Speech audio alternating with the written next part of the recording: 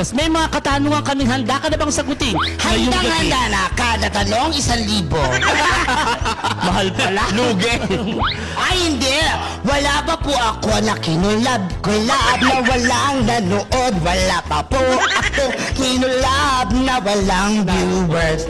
Aha, aha, Oy, wag niyo kung anuhin si Mima Otlum. Ito ang most viewed sa social media. Tandaan nyo, minahal ako ng masang Pilipino dahil sa pagiging transparent, prangka, at totoo. Correct. At dahil dyan, Mima, ito ang unang tanong. Ang tanong, wala pang sagot dahil wala pang tanong. Anong tinapay na madalas kainin ng mga Pilipino ang tinatawag din na salt bread? Salt bread.